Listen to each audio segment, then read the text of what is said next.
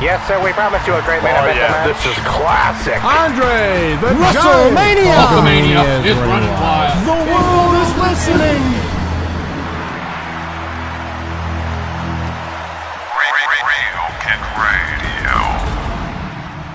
When I came here 2 years ago and I was Mankind, there were always people saying, why don't you just be Cactus Jack?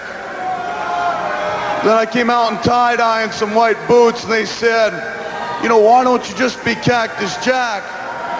Well, I gave you Cactus Jack. I gave you every bit of energy I had. And when I was laying there helpless, you chanted someone else's name. And I'm going to give you a chance to make it up to me because I'm going to accept a group apology right now. Well, I can finally say for the first time that it's not worth it anymore. What? It's going to be a long time before you see Cactus Jack in the ring again.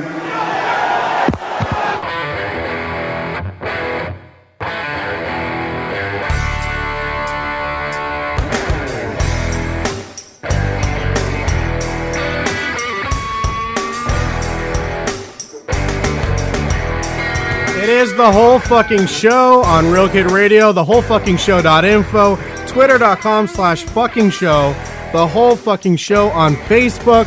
I am Kevin Scampoli, but if you have your thumb on the pulse of the EU Federation World of Wrestling online, you might remember me as Ivan Cage, the modern day icon, the three-time IW champion. I've beaten Stephon Waters, Anthony Cutler, Mike Emery didn't have the balls to get in the ring with me, but that's all another story. He couldn't even tie my boots, though, if he's listening, Mike Emery, you fuck. You fucking pussy. I am joined by the man himself. I am Danny Richardson. I'm Primetime. I am the original icon, and right now, I'm a little choked up from the opening because, man, nobody moves me like Mick Foley. I'm a little sad He's your having to guy. listen to that speech again. That's your guy, and you know what? We need to bring this up because Danny Richardson, you posted on our Twitter account, fucking show, after our second or first episode that you regretted your choice as greatest of all time on the mic, as if I hoodwinked you, as if I convinced you into yes-manning into my decision, which my decision was Owen Hart. He is all-time greatest on the mic, but you expressed as if you didn't feel that way anymore, and then I immediately thought, oh, he's going to pick Mick Foley. I succumbed to the charms of your ways, and it was early on in the relationship. Maybe I felt the pressure to agree with you and get you to like me, but and I was all gung ho. Yeah, you played some good Owen Hart clips, and I was in the mood, and I was like, yeah, Owen Hart was great. But then that night, I tried to go to sleep, and I tossed, and I turned, and I could not live with myself saying such a statement that Owen Hart was the greatest on the mic. There's no way I could live with that. Well, who's the guy? Who's the guy that you are going to place on the mantle now? I honestly, I can name 5 ahead of Owen Hart. Stop. Because there's the gimmies. I mean, we talked about Austin's an easy one, Rock's an easy one. But we eliminated them. Who's your number one?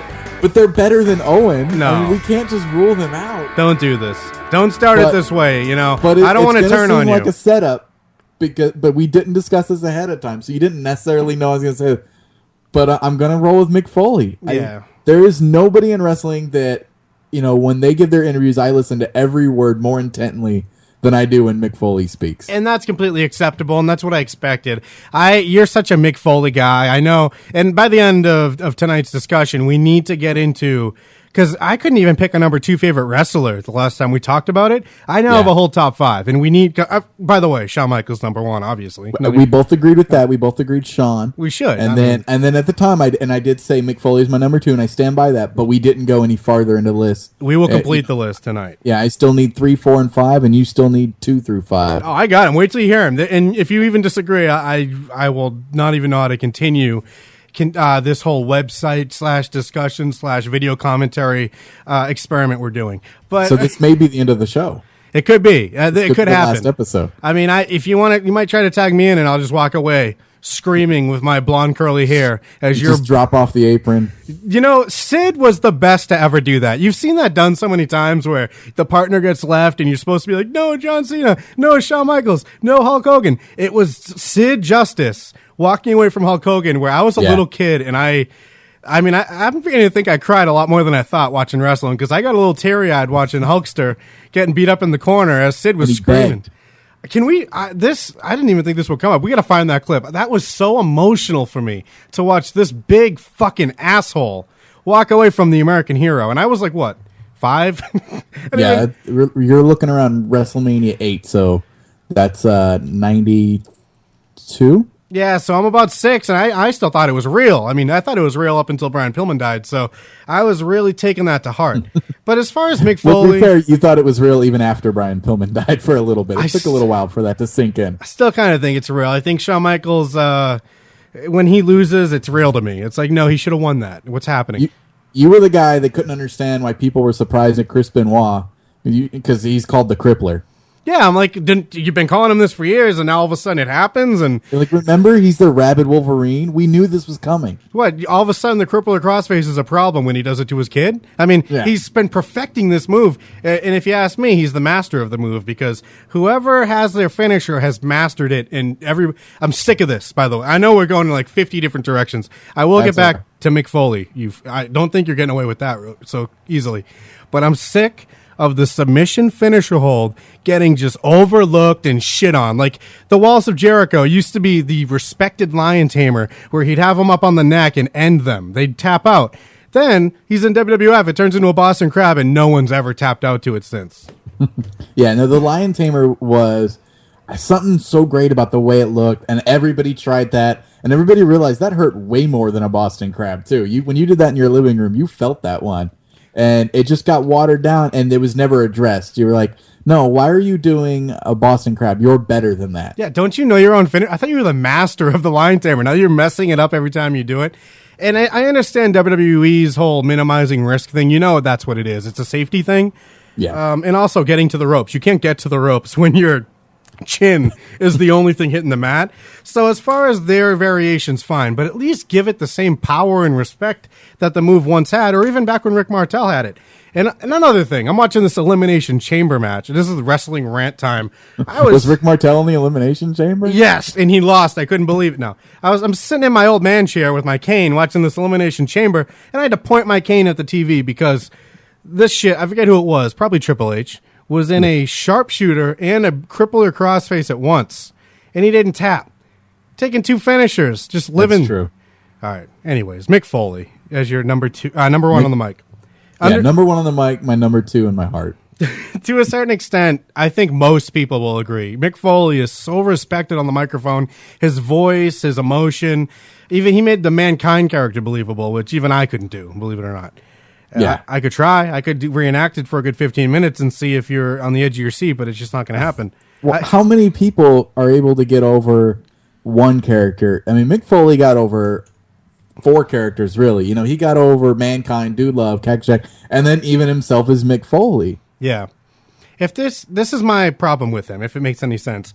I've seen so much of Foley in his everyday life on like Beyond the Mat, documentaries, behind the scenes stuff. I've seen him in character, and at this point it's so easy to see where the line is. Well, he's doing squeaky voice guy. That means he's emotional now. So I just see his tactic and it goes over my head now. Can I tell a quick story about Beyond the Mat? Please. You were in it? You made it? I got to go to the premiere for it in L.A. Who did it? Was there a Q&A and everything? Were there any wrestlers? Yeah. I went. The director was there, Barry Blaustein. He's done... His claim to fame at the time was that he's done a bunch of Eddie Murphy movies. I'm sure it's not something he brings up now. Eddie Murphy doesn't even bring that up now. But. Yeah. But Jake the Snake Roberts' daughter was in the... Oh, God, what a mess. Was in the theater, and that was really awkward afterwards. Like, they announced it, and you're like, oh, that's weird. Like, it was really weird. And she's a big gal who definitely, you could look at her and you're like, oh, that's That's a girl that's eating away her daddy issues. There's no bigger disaster of wrestling than fucking Jake the Snake. It's so shocking watching it. He seems to pile the block of pain on until it's this big castle of suicide, and then I kind of forget all of it. I just remember he's the child of a rape. Like, didn't an old man rape a young girl? Yeah, and he'll never and then he stays in contact with his dad, the rapist. That was fucked up. They have a conversation in the movie, and then now another person that was there that can bring us back full circle, and I got my picture taken with him. I'll have to scan it with my cool mid-90s haircut. Was Terry Funk. If you do that, I need to scan the picture of me when I went to this like local Massachusetts bingo hall WWF event where Goldust was there, and I have this huge fucking bowl cut, like a bowl cut of Justin Bieber proportions, where it wasn't cool then. I got made fun of for having the same haircut as Justin Bieber. Now he's a superstar. You have a picture of you and Goldust, and that's not our show banner. Yeah, how did that? I don't know. We've discussed Goldust to ridiculous points, and I have a picture with him where I'm shaking hands, and this is the worst part. The hair is okay. Goldust is okay. I have a Kane shirt on because I thought you were going to say you had the Goldust outfit on. No, this is worse. The Kane shirt, and then I found a black long sleeve shirt, and I cut off one of the sleeves. So I only just one sleeve. I just have one long sleeve and then one bare arm, and that's supposed to be me. Did you wear a glove? No, you half-ass. I should have made that cutoff sleeve into some sort of glove. I mean, what kind of family brought me up to not have that arts and crafts ability? But yeah, I need that picture. It's got to be in here somewhere. I'm gonna find mine. It's the worst picture, but it's with me and Terry Funk. So I love it. I also have I think since we're on this route for now, I don't know if it'll ever come up, but I have a picture of me and Al Snow, and I do love that one. Is Head in it? Yes, Head is definitely in it. What a great character. How did that happen? I mean, you see the Leaf Cassidy, and you're like, what a zero. You see Al Snow, what a zero. He comes out and he does that little dance where he has the head and he's like juggling. What's the word? Shuffling. What's the dance? Shaking it. Where he shakes it, but then he did a dance where he was like in a headbanging with it back and forth, and all of a sudden you're like, give this guy 2 or 3 titles right now, because nobody is as entertaining as just him dancing with a head. Yeah, Al Snow and ECW just blew my mind the first time I saw that. I was like, how the fuck did this happen? How is it that they had the goal? And I think a lot of it was the power of a small crowd. It's a lot easier to persuade a small crowd to think a certain way than it is, 10 to 15,000 people. Especially when you're giving them the styrofoam heads in advance. Yeah, and that made it look like it got over. So then when you saw it on TV, you went, wow, all these hundreds of people are loving this guy. They all brought their own styrofoam heads. And you don't think his promos with Head are better than Mick Foley's stuff? No. I don't either. I don't know. I said that like they would ever be ridiculous. But no, he had some great promos. And I don't know, ECW was able to make guys so awesome. And then they would venture on to be not like Taz. A lot of people blame WCW. Like they ruined Hack or Sandman. They ruined Mike Awesome or Mullet Guy. He was that 70s guy in WCW. But WWE is guilty of taking Taz from this badass suplex machine level to a very barely mediocre announcer who talks too cutesy for such a thug. And it's not like I used to think like, oh, he just the Dudley Boys went over there, but whatever. With Taz, I was so confused by that. How did this happen? Obviously, he's short, and short guys don't really get respect there. But I assumed it was an ignorance. Like maybe Vince or whatever just didn't know what he was in ECW. But I'm watching I'm watching the rise and fall of ECW, and Vince specifically says, "Oh, he was this like suplex machine, unbeatable guy." And I'm like, "Yeah, and you fucked it." I took my cane. And I go, "You fucked that up." Yeah, he was that guy. And then he got Vinceified.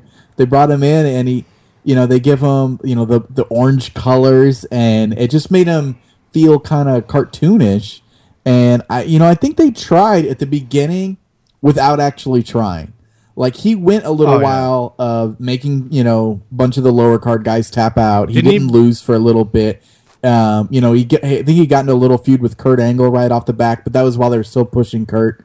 And it's like they were kind of trying, but you knew that like their full heart wasn't into it, because I don't think Taz's promo style was going to work in WWE either. Yo, Like beat me if you couldn't can. get away with the language that he could in ECW, and that's a big part of his character because it makes this little guy sound more intimidating. I forgot about the beat me if you can, survive if I let you thing. I forgot that was his whole, like, I just so much when I took my hiatus from wrestling that I kind of just forgot as I aged. And as I watch all these DVDs again, it's basic shit like that I'll forget, but then I'll remember the most mundane nonsense that really like doesn't mean anything. But with Taz, didn't he beat Kurt Angle on his first match? I think it might have been. I really don't remember. I remember they had a little program together, but I don't remember who came out of it at all. I think his debut was he beat him, and they were like, "No, that was a chokehold. The Taz mission's illegal." Some bullshit like that. And then also they gave him that what was that jumpsuit he was wearing too? That just ruined it. Yeah. You look like just a cartoon character escaped from prison. It didn't make him seem tougher at all. So Mick Foley is your best on the mic. Look at this. That's a good transition right there. You're able to make. You know who else was in ECW? Mick Foley. I didn't even bother with that. So your favorite on the mic is not Taz, it's Mick Foley. That would have been the transition. So you're putting your foot down on this. You're not going to wake up later, send out a tweet about how you're sad about your opinion. This is it. No, I feel like if somebody approached me on the street and asked me about this, one, it would be really weird and awkward. Two, I would stand by it. I don't think that I would back down from this one. He's not even on the Miz's level. But here's the thing now. Mick Foley... here's a transition for you. Mick Foley was in a tag team with the man himself that you got a picture with, Terry Funk. Cactus Jack and Chainsaw Charlie. Yes. Did they have a nickname? I don't think so, right? No, nothing. No. What a great team that was. And I'm trying to figure out at what point in my life did I turn on the tag team? Like, to me, I'm disgusted by tag teams. I don't even want to see a tag team match. For me, it's on Divas level. I'd rather watch Melina fuck up a Hurricane Rana than still win with it than watch some fucking Nexus or Core or some asshole and his friend come out and try to tag you. Like, they all end the same anymore, and they're just boring. Yeah, I don't know if it's a matter of, are the tag teams bad so you don't like them, or do you not like them and then they just so they seem bad to you? I think it's the matches. Maybe, you know what though, I do like the beer team. I like TNA beer money. Yeah, I like the beer team. I'm gonna call I like that the money team, so that's good. We work out. Beer money. I think is a really something about them is entertaining for me. I love the Dudleys. I think maybe I just need guys to wear matching outfits, but have a little attitude. I think I can actually pinpoint when it all turned for me. See, and I know we're just now bringing you into the TNA fold, and I probably picked the wrong week to do that, but you probably missed it. But there's a great series of matches between Beer Money and the Motor City Machine Guns. They did a best of 7 series, and every single match was like unbelievably good. Really? And you have to go back and watch that, and it'll suck you back into tag team, at least for these guys. Well, that's just the idea of that impresses me already, because a best of 7 for singles is difficult in that you need a new finish, like a new story to tell each match. Yeah. With tag teams, that's even more difficult when basically a tag team match has to end with you got like chaos, everyone's in the ring, then 2 people all of a sudden are out, and then you can get the pin. Like you need it to make sense that the other guy isn't going to break up the pin. So the best of 7 is a very challenging thing. I will look into this. I will research this. And they even do like different matches or different gimmicks in the series. Not like anything crazy, but it's like it starts off regular and then it kind of goes to like a DQ match, and then I think like there's a ladder match in there. Like they keep kind of throwing in enough stuff to keep it interesting. What's the story behind this Beer Money, real quick? Did they just kind of happen together in TNA, or did they come up through like Ring of Honor as Beer Money, or how did this team even happen? Robert Roode who's the money part of Beer Money, used to be a part of a group with some other Canadians, and what's his name? Beer guy. I'm probably asking the wrong guy. Beer dude. Who's that guy in TNA? But anyway, so there was a little Canadian group there, and they all kind of disbanded. And Robert Roode did his own thing for a little bit, kind of pulled off. I always felt he was an obvious thing was like a Rick Rude, but combination $1 Million Man thing. Right. But as the singles, he wasn't really taking off. And then James Storm, who's the beer part of this, was in another tag team that was really successful before that, and they did the whole, like, the tag team went as far as they could, so they split them up, and thinking that they're going to go good as singles wrestler. The other guy became the Marty Jannetty of TNA, and then James Storm eventually gets Robert Roode as a tag partner, and they're both huge stars now. I like this. I like a tag team with a story. There's something about someone that isn't just thrown with somebody. Like this Lance Cade and Fat Guy. What was that about? It was a god-awful team. I had Trevor Murdoch. Didn't the wrong one have a heart attack? I mean, how did that even happen the way it did? And I wasn't sold on any of them. And also, there's just an emphasis with me on singles victories. Like, if someone wins in a tag team match, I can't brag. I can't brag about Shawn Michaels beating LOD because Marty Jannetty has the same finisher and they did it together or something. It just, there's no gratification. And also, I feel like these people don't commit to the tag team portion, whereas the Bear Money, that's them. They have a name. They're known as Bear Money. Like, with some tag teams now, it's just two singles guys, when Santino should be a world champion in singles. And I feel like for wrestling companies, what the problem is that you don't see tag teams that often. Like, unless the two teams are fighting for the tag titles, they're not on TV.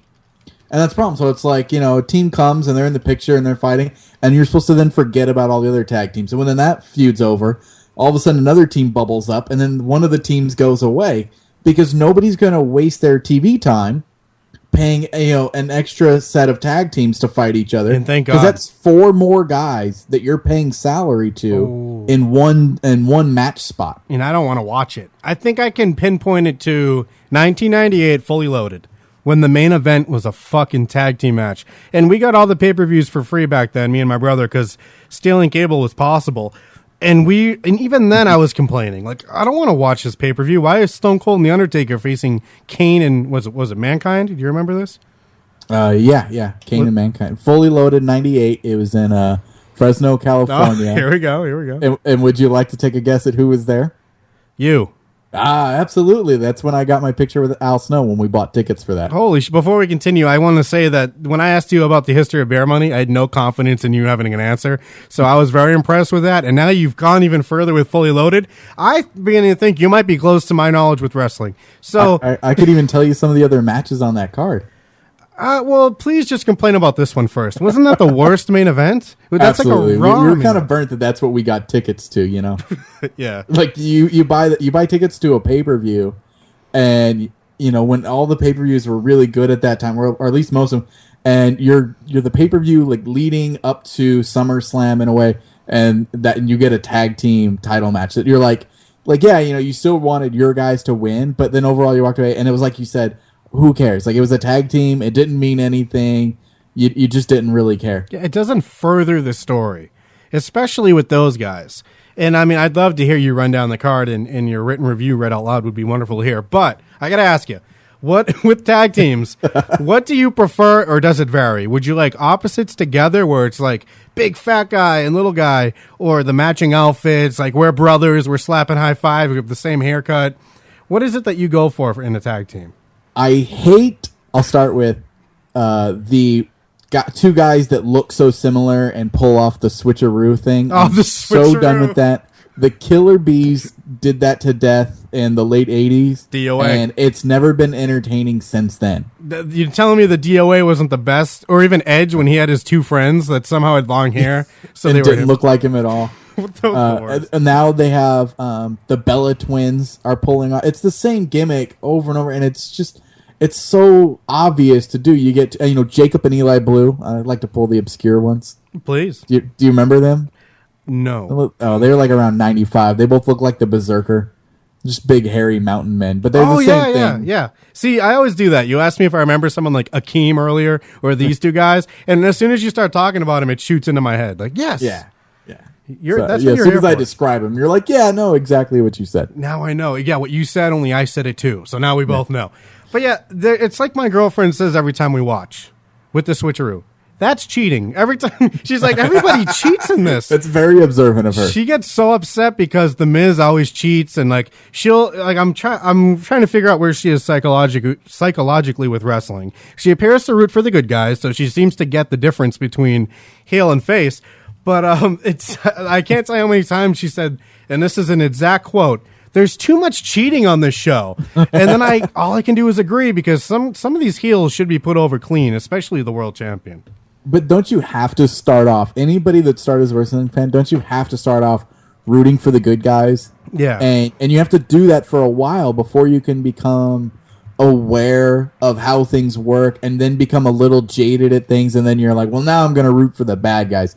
And then you slowly have to morph into a mixture of the two. Everybody's got their bad guys they love and their good guys they love. Like, that's when you've hit your pro status as a wrestling fan. Yeah, because you get to the point where you need to validate while you're watching it. Like, you're like how some people can't validate their own jobs. You're like, I'm watching it because there's more to it than good guy, bad guy. And then that naturally leads you towards bad guy, because every time, really, they are right. They have the right point of view.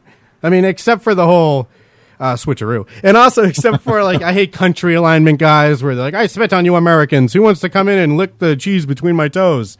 Yeah, and that's like, horrible. That type of shit's ridiculous. But like a CM Punk, who he's just telling people not to do drugs and to be and like have a better way of living, and they're like, boo! And then people boo him. I like this guy. Like, fuck you, we love prescription pills. I love guys that punt people in the head. It's the only way to do it. These psycho vipers. But yeah, I like that somehow. I don't know who these people are that cheer for faces anymore. I don't know how you can go to an event and not cheer for the correct bad guy.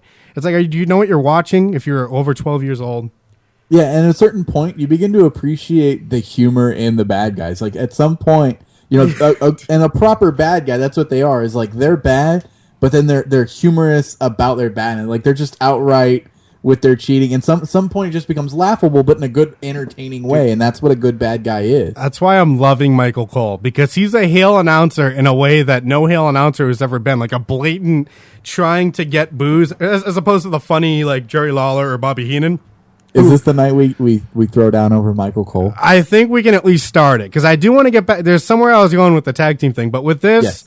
Michael Cole this week on Raw with his fucking coal miner thing or whatever was brilliant. And then when The Miz comes out in the beginning and he's standing up in his glass case, flipping out, and how he's like taunting Lawler from his little coal mine, it is adorably hilarious, but also one of the few heels that pissed me off, and I don't, for some reason I feel like a shameful that I fell into this. I was genuinely upset when poor Jim Ross was getting the ankle lock from Michael Cole. I'm like, you ungrateful asshole. Do you know what he's done? Do you know? There's something so lovable about Jim Ross that anytime they use him to build heat, like by kicking him in the groin or firing him or something like that, you're like, oh, fuck you. Like, it automatically turns me on them. Like, that's the ultimate. And you're like, no, leave Jim Ross alone. Yeah, I was like, Austin better get out here and kick some ass, because I kept waiting for that too. I was like, I never am the guy that's like, oh, well, you know, Austin, but I was practically chanting it in my living room. I mean, like, if there was ever a time that guy needs to show up, it's now. And it's so frustrating too that Jim Ross has the physique of the stuffed animals we'd wrestle with, but somehow we don't want him to get wrestled. No, just hug him, sleep with him, hold him. Don't do this. So yeah, Michael Cole is something that I'm just gonna write down. I'll do one of my fantastic segues in a future discussion, and it'll just come up. I'm sure After he'll do WrestleMania, something. does Michael Cole make your top 5 favorite wrestlers? If he wins, because it all goes on wins and losses with me. It's like if Shawn Michaels didn't beat Jericho at WrestleMania, everything would be different for me. He was like one match away from slipping in your spots. Now here with tag teams, do we blame the business then or the talent? Is it at the point where there's no, I don't know, where people aren't focusing as well, no, because they're told what to do. So wouldn't they just be placed in the tag team, or is there who's to blame? I think it's a business decision. I think it's a conscious decision that, like I said, you're paying 4 guys to be out there at one time, when if you split them up, that's, 2 different matches for the price of one. And it's like, if you're the guy paying him, who pays him? And then if you're a tag team, you're often not paid as high as you would be as a singles wrestler. A tag champ, a guy that's like, two guys that are put together and they reach that level where they're fighting for the championship all the time. They're not going to get the same pay grade as a guy that's fighting for an intercontinental title or a heavyweight title. You're just not as over. Even when you're a tag champion, you're not as important as somebody that's holding a mid-card belt. So even as on the wrestler's point of view, it's a better business decision to split up and go singles. That you're going to sell more merchandise of your own and get a bigger cut of it. You're going to get more recognition. There's a certain ego that goes with it as well. Who's the greatest tag team ever, in your opinion? I honestly, I don't know if I could. I'd have to name like 5. That's the thing. I know. I got a few that come to mind, but this is something I want to do. I want us to, because whatever we decide is definitive. I mean, officially, Owen Hart's the best on the mic. You can put an asterisk if you want. We decided together.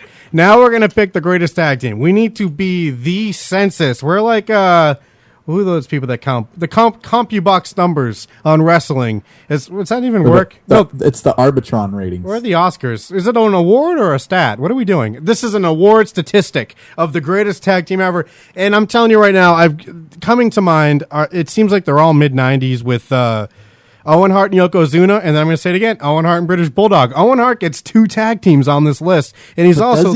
or do we make him pick one? All right, well, okay, let's do that. Who would you pick between Hart and Yokozuna or Hart and British Bulldog?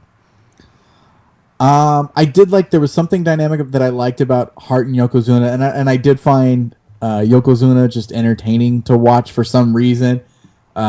Just because he wasn't just a fat guy, he was like the fattest guy I'd ever seen in wrestling. It's pretty amazing what he was able to do. I mean, we can sit here and pretend Kane and Undertaker are so athletic, but the fact that Yokozuna dropped just a leg drop was shocking. Yeah, and then stood back up on his own will. Did you notice he had this weird thing where he knew his body would bounce a certain way and he'd use that to get up? Like he'd drop an elbow and it would be a fluid get up because his fat would launch him at an angle and he would twist with it. We really need some Yokozuna highlights, not just for this, but just anyway. Is he dead? Yes, yeah.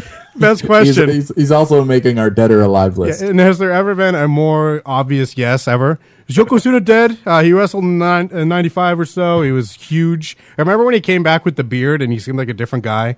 Yeah, he was. I think he got fatter at that point, and then they did the. Oh, this is a weird thing to remember. They had one of the free for all matches before the pay per view. Was before a SummerSlam with the football outfits. I don't know, but he did one, and he I can't remember who he was fighting, and the top turnbuckle broke. Yeah. And that was a crazy moment to me in wrestling. Like I remember thinking though that I think it was supposed to be shocking. I think they're trying to put over how big he was. And for me, it was just really sad. I was like, oh, here's this poor fat guy that just broke the ring in front of everybody. Do you remember this football bit they did? It must have been by the Super Bowl because I remember they all came out with like jerseys on and Yokozuna's number was his weight. And he was bearded Yokozuna, and it was this weird football match. It was wrestling, but with a football theme to the outfits and everything. Does this ring a bell? I remember that like you remember Jacob and Eli Blue. Okay, great. So now you do. Well, I'm glad we both lived that together. So I assume where we're leading here is that Owen and Bulldog is a better team. I do, yeah. There was a watchable factor for Owen and Yoko, but because of Yoko. But I think as a tag team, and they had a better chemistry together.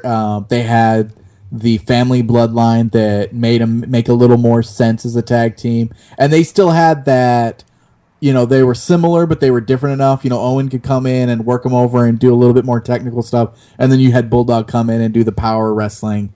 And it was a really good match for them. I think I would make them the better Owen Hart team. Plus, Bulldog needs to get credit for something. I mean, they kept repackaging this fuck and nobody cared. And cutting his hair, putting jeans on him. Just go away. So if you put Owen and Bulldog in, are we counting out Davey Boy and Dynamite Kid? Oh, absolutely. Who would ever even consider? You're going to upset some people with that. That's an easy dismissal that I don't know everybody would agree with. I spit on those Americans. But here's the thing about Owen and Bulldog real quick. They had the finals match for the European title, and that's the highlight of the tag team as a singles match. That was incredible. Owen should have won. He's the best on the mic. But who is Dynamite Kid anyway? Was he some little... I've... worst thing to say. How can I be more hateable? Fuck that tag team. Who are they? If you need a good book, I know you love the wrestling books, but if you need a good one, Dynamite Kid has a biography that he did, and it's really good because it's not one of those ones that was done under the WWF umbrella. Yeah. It's his own thing, and he tells like some great stories, but then you have to go and research it because there's people that have the counter stories. Like he has a story that says he beat up I don't know if you remember the Rougeau brothers. No. They were like one of the first time like the French Canadians. Now I do, yeah. Of course. And he has a story that he beat up Ray Rougeau, and then that they came back and they jumped him and beat him up. And that Vince, he was going to retaliate, and supposedly Vince came to him and said, "Don't retaliate, let it be. that they have. He was saying that they have connections to the mob, and Vince was like, "For your own life and safety, don't do it." Good advice. And the counter story that came from, I believe, Ray Rougeau and a few others was that Ray Rougeau was on crutches and him and Dynamite got into it, and Rougeau still beat his ass. That's the best. So and then it goes back and forth. There's a version of the story where that Ray Rougeau beat the shit out of Dynamite with like a roll of pennies in his hand. Like there's just some really good like dark side of wrestling with it. He shits all over Bret Hart. Telling that Bret Hart was always whiny and he was scrawny and he couldn't get his way around the ring. Lot of good Dynamite Kid stuff. Well, that's obviously a lie. I mean, come on. Yeah. So Bret Hart and Anvil, are we adding them in this discussion? No. Yeah, no. You have to. Right away. If you say top grade, how many teams are we getting here? Because this might be more than I think we expected. I'm looking at the time, and let's do this. Before we obviously aren't going to pick the best by the time this discussion is. No. Within the next 10 to 15 minutes, let's find 8 teams that are worthy of being in these brackets. Should we alternate picks? Well, no, I think we need to agree on all 8. I'd rather, because then it might make for a good breakdown later if we kind of each get a pick, because then we can sell for that team once they go up against the other person's team. But I kind of want us to agree a little bit. I don't want someone to go, definitely not, and then like you're overridden. So we need to sell a little bit. Owen Hart and British Bulldog, I'm writing down. We can always take them out if someone happens to come to mind, because I'm sure, I think they're the greatest right off the bat, but I'm sure there's someone shaking their cane like, fuck that. That's bullshit. You don't know tag teams. Now, Beer Money's in it. No, I'm just kidding. So, the Rockers, what do you think? No, they never technically held a tag title. They did hold it for a little bit, but then Vince made it so it didn't exist. So does that matter to you? Is that part of it? Because they couldn't get over, like, they were that team that they were loved by fans. They were the John Cena of tag team. Like, little kids loved them. I loved them, but I was a little kid. But the general public wasn't as into them as they were at the time. There was your Strike Force, your British Bulldogs. I'm sorry, my naming tag teams you've never heard of. Is that the problem? No, continue. I'm listening. Strike Force, Tito Santana, Rick Martel. Yeah, sure. I've heard of them. Yeah. So who's Strike Force? But here's the thing. Demolition. Okay, Demolition. Let's pause on that. LOD's automatically in.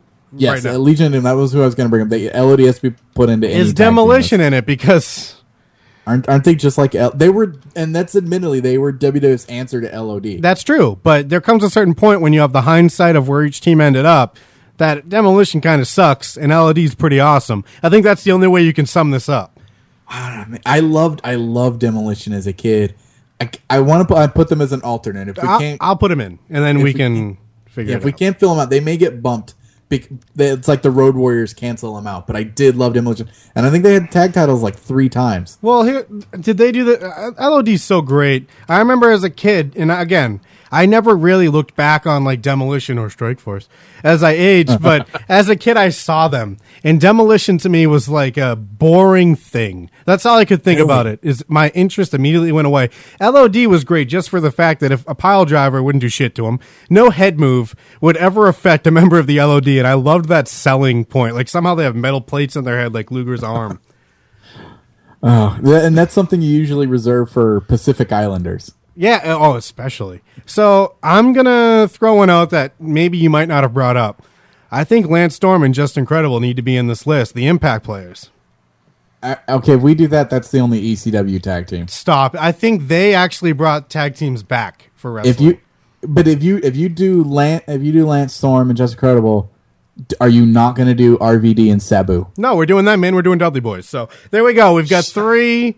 that definitely. Might be already like a farce of a list. How could you not include these incredible teams onto the list? Yeah, they were good, but they're not on the list of the greatest tag teams. Really, Dudley Boys. Yeah, and here's the thing: if you can't get over in one of the major companies, Dudley Boys, you're the Al Snow of tag team. It doesn't count. So you're Dudley's. Yes, I'll give you Dudley's. All right. So Impact players. How about the New Age Outlaws? Yeah. They were, of the biggest era in wrestling history, they were the tag team. The one thing for me that really holds them back is the faggot-ass piece of shit fucking homo, piece of shit faggot Road Dogg. I can think of his name. Sorry, to keep kind of being gay bashing of nobody. The name I couldn't think of. You could have called him Jesse James or James Armstrong. I mean, any of those names would have worked. He is the worst. His mic skills are cringeworthy as you look back at them. At the time, we all had the signs and shirts. But enough about Yas, but I call somebody. And also, his in-ring, I've never looked at him and thought, he's going to win. He's going to beat this guy up. He just looks like a manager. That's why he was a manager. Yeah, that's why he got brought in. That he had the build of a manager, that was just slightly bigger. And he had the wardrobe of a guy that you knew hadn't been to the gym in a while. And just now that, because they're definitely in Impact players. How can you, Just Incredible and the greatest tombstone ever from Just Incredible. And absolutely. And his friend, Lance Storm, just because they were rejected by the big company, isn't there like a adorable factor to them? Like they were able to still get over despite Aldo Montoya. Like you can almost blame the gimmicks they were given in the big companies for why they didn't get over there. Maybe, but I mean, they had their chance in WWF after the ECW era. Not as a tag team. Lance Storm did pretty good. Are we sure of that? I don't know. I have no idea. I know Lance Storm did pretty good on his own, but how long before people would listen to this show realize we don't know that much about wrestling? No, we know everything, and that's what the illusion that we need to continue with. So let me read down the list so far. We got Owen Hart and Bulldog. This might be the moment. This list might be what does it. There's people that are like, what about the B guys? LOD, Demolition. Demolition needs to go. Dudley Boys, of course. New Age Outlaws, Impact players. And we need... How about Shawn Michaels and Stone Cold? What a great match they had. Oh, I hated that too. To be honest with you, maybe I'm so anti-tag team because I've never been too schooled in them. Like, here's all I have left to even talk about. Impact players. Bret Hart and Anvil. And Cactus Jack and Chainsaw Charlie. I have no other tag team that even warrants to be in this discussion, in my opinion. That's because you're not thinking, though. They're out there. Please name one that's better. The Outsiders. Absolutely, baby. Here we go. Did you just tell me there was none? And you called me out like as if I was bullshitting. I like tall guys. Do it. Name one. I dare you. You can't. You sold me. What a great team. The Outsiders, I mean... Wasn't your dream match at one point, what would happen if the Outsiders fought the New Age Outlaws? No.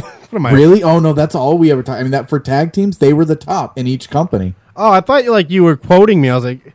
I'm just saying, like, at some point, didn't you want to see that match so badly? No. And you realize, but if you saw that today, it would just be boring and a shame, and somebody would get hurt. It would be drunk fat guys with gray hair just falling all over the ring, trying to powerbomb each other. Everybody's trying to grab a mic during the match and, cut their catchphrase promo. I got to be honest. We have 2 slots without the Impact players, 3. I like the Dudley Boys already. They're my favorite to win this. I don't know if I should give that away before we start the contest. But if we're going to do bracket style, I mean, you never know. There could be an upset somewhere in there. Now, you don't know who could take them out. Where do you stand on stables? Is there like a 4 horseman tag team that was just really it for you? No, unless there was specifically 2 guys in a stable that were a tag team. And I don't know of any. I mean, that's pretty much what New Age Outlaws were for DX. Man, and same thing. Outsiders were that for NWO. And that's why I never really had that as a dream match, just because Road Dogg's going to get beat easily by anyone in the Outsiders.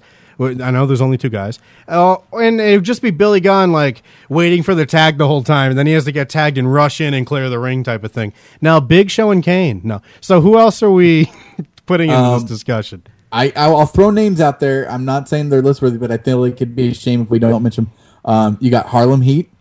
I like it. I'm going to put them down here. They might not stay because... I'll throw them out there. I mean, just because they were a tag team, but they're not making the list. Nasty Boys. Yeah, you're right. Now, you might as well say... Enemy. You might as well say DDP and Karl Malone. Public Enemy, for me... I mean, people might put them on the list. For me, I've never, ever liked that team. They were a sloppy Dudley Boys. And they had a one-trick move, and it was put the guy on the table, and then they, like... One guy, threw his partner on top of the guy on the table, and that's what they did. They were the Dudleys before the Dudleys came along and perfected it. Edge and Christian do not belong on this list. I'm really? saying it right now. Edge and Christian, good transition. The winners of like the first two TLC matches. That's like how Razor Ramon won the first ladder. Oh, not the first. The first Shawn Michaels and Razor Ramon ladder match. He doesn't get remembered for it, and he shouldn't. They were like the straight men of the TLC matches. They just kind of were there to have the moves done to them. The Edge and Christian never really did anything impressive in a match for me. Hardy Boys, for me, belong on the list. I know you aren't a Hardy guy, but together... I can't see them getting out of the first round. They got the... They got the brother look. I'm not gonna let it happen. Come on. They are. They wear jeans and they're brother guys, and they have one of them has colored hair. I mean, these are not good. Rock and Sock Connection, Brothers of Destruction. Do any of these make sense in the discussion? No. Hardys are going to be the Gonzaga of this March Madness tournament. They are the mid-major that I will not give credit to. There's something about them, and I think it's what's... I was going to say it's what's limited them, but I should say it's what's limited Matt Hardy as a singles competitor, is that they really were such a good tag team that they made did feel sense. like a tag team. Now, The Miz and Josh Morrison, no. So, are there any other ones? Because right now I do have 8, but we had a couple we just kind of put in, and I feel like if you were 8, and then who are the guys on the bubble that are like really close that could possibly? All right, let me read through. Did we rule out RVD and Sabu? We did. I feel like RVD and Sabu were. I would put them over. Is that your new thing where you argue against it and then you're for it 10 minutes later? Is that what you do now? Because I never argued against RVD and Sabu. I just feel like they're more important than Lance Storm and Justin Credible for as far as ECW tag teams. That could be a great... I don't know why I have an affinity for the Impact players. I felt like maybe it is because they couldn't get over elsewhere, and it's like, oh, look what you're missing out on. They pose like this, and one of them has a kendo stick, and he's bald and weird looking. Yeah. And he looks like he should be missing teeth, but he's not. Let me read through it. And listen to this list not as the host, but as the listener. Think about, because I know there's someone on the tip of someone's tongue that there's somebody yelling at their computer right now. So think of it from that point of view. We probably look so dumb that there's like Hulk Hogan and Randy Savage have just someone. And we reserve the right to change this during the week off the air before the actual tournament starts. Yeah, we didn't really do enough research about this. All I had was Cactus Jack and Chainsaw Charlie. So all right, good start. Here's the 8: Owen Hart and Bulldog, LOD, Demolition, who was on the bubble for me, Dudley Boys, Impact players on the bubble, New Age Outlaws, Outsiders, Harlem Heat, and actually we have 10 Hardy Boys and then RVD and Sabu on the bubble. So we can eliminate 2. You want to eliminate Impact players right off the bat and have RVD Sabu? I would, yeah. Okay, so there's 1. Now let me list them again. Pick 1 to eliminate. Owen Hart and British Bulldog 1, LOD 2, Demolition 3, Dudley Boys 4, New Age Outlaws, and these aren't rankings, it's just how many, 5. Yeah. Outsiders 6, Harlem Heat 7, Hardy Boys 8, RVD Sabu 9. I almost say RVD Sabu get eliminated. I think that's one way to go. I could say Demolition because I think the Road Warrior-ness of this might cancel them out. Do you feel like we should just put them in the same bracket and have that be an automatic LOD win, or save that and have a more interesting discussion by taking them out now and putting LOD against someone else? Because so are they the play-in match? Because we could discuss it right now. LOD and Demolition to play in to get into the tournament. Probably, because it's almost like a sign of respect to put them in, but we're doing it knowing they're not going to win. Yeah. And there's really not even much of a discussion to have, so it's better just to take them out now. Favorite LOD member? The one that's dead. He was incredible. The dead guy. Hawk. He was the best stumbler. When he fell off the Titantron, that team was it for me. See, I don't like tag teams. But, no, LOD was great. I liked, he was the guy who could take a pile driver and get up. Yeah. That was so impressive to me as a youngin' growing up. Like, don't hit him in, I used to tell the screen, don't hit him in the head. It's not going to work. It doesn't matter. Do not hit him in the head. He's taking those punches like they're nothing.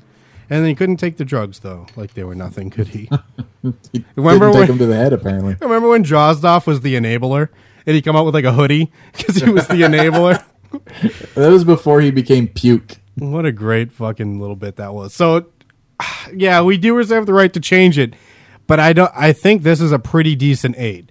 I think we take Demolition out with the asterisk that LOD beat them to get in. So that way it's not disrespectful. It's like they didn't make it in, but yeah, they didn't make it in because LOD took them out already. Okay, and because if Demolition was going to lose to anybody, it might as well be LOD. let me read the 8 again and see if there's anything wrong with it. Owen Hart and Bulldog, LOD, Dudley Boys, New Age Outlaws, Outsiders, Harlem Heat, Hardy Boys, RVD and Sabu. I guess that works. RVD and Sabu. Do we really not have the Hart Foundation? Yeah, absolutely not. And I'd say Rockers before them immediately. That's gonna upset some people. Well, I mean, what is this team? Bret Hart's great, but he's a single superstar, and that shit should be an afterthought. That that phase he went through to make it where he got. That should be listed with Spirit Squad. It happened. We all saw it, but greater things came. Dolph Ziggler, Bret the Hitman Hart. Let's remember those two things. All right. I'm insulted. All right, so if anybody asks, Owen and Bulldog beat the Hart Foundation to get in. Yeah, absolutely, and they will again. If we bring this up again, they will. So I'm saving this right here. This is the 8. And I want to get into some modern news before we go. We're pretty much at the deadline, but we might as well just keep going. Right. And before you want to do that now? Yeah, if we got time, we could squeeze it in. Because we could do that, or get into the top 5 thing, or we're just going to do both anyway. So let's do the news. What's going on? Oh, and for everyone who doesn't know, Danny Richardson. You like to talk about wrestling. That's the thing about you that I like. Yeah. So that's a good way of breaking me down. I've hired you as the news wrestling man in my life. So when a headline happens, I don't have to go checking the internet. I don't have to look for it. You come to me and say, guess what? This happened. So at any point, you'll pop in, you'll interrupt these discussions we have and say, hey, this happened. But I'm going to do this. Is there a train at your house? Did you hear that? Listen to this shit. If you smell. Now, Danny Richardson, we have an opening. It's a little thing that I like to call The World is Listening. Yes. And those were 2 rock impressions because you wanted to be a part of it. Now, listen to the 3rd rock impression. Are you saying I'm not a part of it? You are. But listen, what were you thinking when you did the rock impression? Let me play the 3rd one. We need to listen to this. Listen. If you smell. Now, you sent 3 of them. Yes. Tell me why. Did you do more than 3? Yes. That was the set of 3 that I settled on. Where I just recorded them 3 in a row, and I was like, Kevin will pick the best one. Why did this make the cut? If you smell. What about that sounded like this is a little better than this one? And I missed a syllable. It's a little squeaky, but it's very rocky. Okay, first of all, I didn't hear your Hulk Hogan impression. Did you want to play that for everybody? No. And also... No? Are we not going to address that part? We're going to play your Austin clip? No. And I also didn't even try the Rock, because doing a Rock impression, right? It's kind of like doing an Austin Powers impression. It's just like he's doing that? Get away from me. Yeah, but everybody should know, you recorded the bit first, and you took all the easy ones. You threw in a Vince McMahon quote that doesn't exist. And then said, well, now you go ahead and record the others. So I had to try to impersonate Stone Cold Steve Austin, The Rock, and I don't remember who else, but you left me with all the most. You might as well have said, can you do your best Macho Man impression? If you smell. Would it sound like that? Because basically the reason I brought that up is because that'll be our transition into a headline. When I need you to tell me that there's a news thing like Jeff Hardy got pinned in 88 seconds. Really? Tell me about it. If you smell. I can't believe you sent that. Sure, it was number 3, so it's not like it was the best of the takes, which were all so god-awful. Didn't they all almost sound exactly the same, though? This one in particular did not sound like anything I've ever heard. If you smell. And the worst is doing it in my own home and still being afraid that the neighbors can hear that. It's the worst. I tried to record that. To be honest, I tried to do the Rock thing, and I just thought, oh my God, family's home. As soon as I said I was like, nope, we're going to just do the Vince ones. I almost I could have done somebody else doing an impression and then sent that to you. That would have been great. Now, Danny Richardson, what's happening in the wrestling universe? Well, we've already discussed, for anybody that hasn't seen it, the TNA pay-per-view over the weekend. And so that's the big talk where Jeff Hardy came out, and as we discussed, he was doing his best impression of the drunk Scott Hall gimmick, and came out to wrestle a match with Sting, and that match went about a minute and a half, and everybody in the crowd started chanting bullshit because that was the main event. That was their championship match for the pay-per-view. And I left it with a love for Sting like I've never had. Like, look at this guy's outfit. I was only upset because I didn't get to see him do a full match. But at the same time, this is great for them. They're getting so much to talk. And that's where we differ. You say it's great for them. I say they pissed off the very few fans, all like 7,000 fans that actually ordered the pay-per-view. That's the work, man. And that's not what you want to do. When you have a small core audience, you can't afford to lose that. Yes, you can, because there's headlines now. Like, for example, we put that commentary up. There's like 12 comments, and it's taken down immediately because that is the hot topic. It's still online. The views are just adding up because now all of a sudden people give a shit about TNA. Before it was just an accepted thing you ignore. Like, oh, TNA, that's where guys go to for us to ignore them. It was just a very conscious ignoring thing. People even said it. I'm ignoring that. Well, and now the new story that's coming out today, and there's of course conflicting reports on it, but there's people saying that Sting was the one that prior to the match, Sting refused to work with Jeff Hardy and said, if he's going to be in that condition, I'm not going to work a long match with him. Bullshit. And so there are people saying that, but that's reasonable. Like that's a good thing. If Sting made that call and said, you know, basically you can't send this guy out, especially with the way that Jeff wrestles, like he's going to kill himself. Where's the story coming from? And first of all, I'm shocked. That's the thing. There's a TNA story now. There's never been a TNA story. Hulk Hogan went there. No one you cared. Just don't click on them. There's been one, Kurt Angle. That was the big story. Now Jeff Hardy, who is a great champion, along with Sting, they should be the tag team champions and on our list. No, they're getting attention, but I don't believe that story because didn't Sting look surprised at that certain point when he's... Absolutely. I think we agreed when we did the video breakdown of it.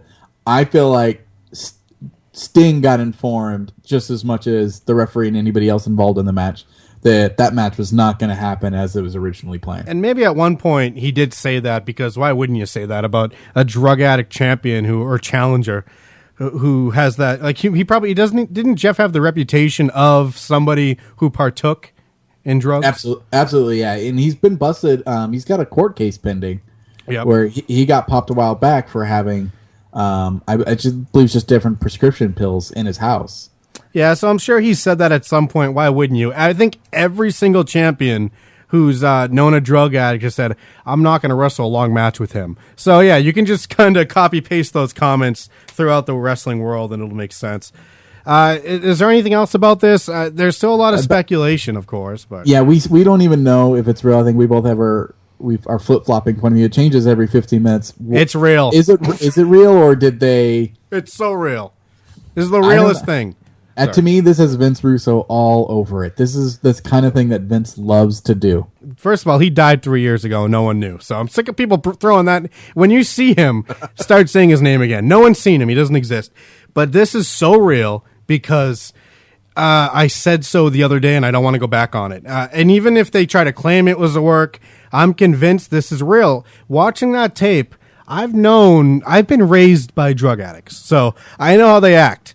When they go around the ring with a shirt, they hit every turnbuckle. They sell this fucking bit that they think everyone's going for, but everyone's like, this is weird and awkward. If that was fake, he would have went to one turnbuckle, maybe the second one, and then the match would have started. But he went to turnbuckle to turnbuckle. He did look out of it. He did look like he thought he was in on some kind of bit that nobody else was privy to. And anyone who doesn't know what we're talking about, the video is on thewholefuckingshow.info. We have a full commentary where we say all the same things we just said. It's absolutely real. And, wait, before we transition to a new story. If you smell... What's happening in the world of wrestling, Danny Richardson? Now, I have potentially spoiler news for SmackDown. Don't do... Okay, fine. No one watches SmackDown. I think it's worth it. I think you'll want to hear it. All right. But it just depends on how they get used. Whether it's actually spoiler or not, because I don't know how it goes down. But Shawn Michaels was at the SmackDown tapings. Yawn. Okay. Shut up! You're not excited about that? No, because he's not there for the right reason. This is like when he was the commissioner when he was on SmackDown years ago, and he if he super kicks anyone, does that give you a little bit of joy? Maybe if it was 2 years from now, and I had time to forget the Shawn Michaels we've been stuck with for a while. For me, he's left scars on my heart already, And there's nothing. They're at the point where they're just bringing the superstars to get attention on WrestleMania. They're just bringing anyone. And Brian Christopher, get over here. Stone Cold, The Rock. Hey, Shawn Michaels, you still alive? Or you praying? We need you here. So it's just like this. What's the word? Isn't there a word that you are the bitter ex-girlfriend in the Shawn Michaels breakup? Because he broke up. I'm telling you why. He changed. He's different than when we met. He used to be this guy with straight eyes. Oh my God, could you be more the bitter ex-girlfriend? No, he used to be. I loved him because he was an asshole and he'd stick up for me. You're not who I thought you were. Now he's some religious fuck who I don't even know if he's looking at me or someone else. Who's this Jesus guy you keep talking about? I'm telling you, I have reasons. You should feel the same way. You're actually excited to see him on SmackDown. Oh, I'm super excited. Well, let me know how it goes, and let me know how down you are next week, because nothing is going to happen exciting. He's going to do something. Make this list, kind of like how we made the tag team list. I guarantee these things will happen. You'll cringe at some point.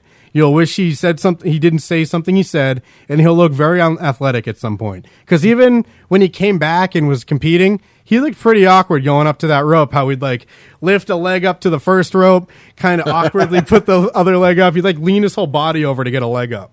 Oh, you're such the bitter ex-girlfriend. Now you're going to put it down like you never really loved him as much as you said you did at the time. I'm going to watch SmackDown because of this, and I'm going to cringe with you. I'm going to say, oh, that's terrible. Why is he doing that? Why did he just say that unfunny thing? Or he's going to come out and just super kick the shit out of someone, and you're going to come out of your seat and start jumping for joy. But then again, what storyline is that going to develop? Who could he possibly super kick? What, Michael Cole he's going to kick, and I'm going to go, great, whatever. Clothesline from hell is a lot more exciting. I think you say that now, but we'll see. We'll see after Friday. Oh my God. I can't believe you're legitimately excited. All right, here we go. Let me play this for you. Oh! I kind of got some of it. I don't have the sounder completely set up. Anything else happening? Nothing. If you were bored at the Shawn Michaels thing, I think it's all downhill from here. I could run down quick little things. Smell! Yeah, do a quick rundown. Shelton Benjamin got a tryout match. It might be coming back. And the rundown, we will move.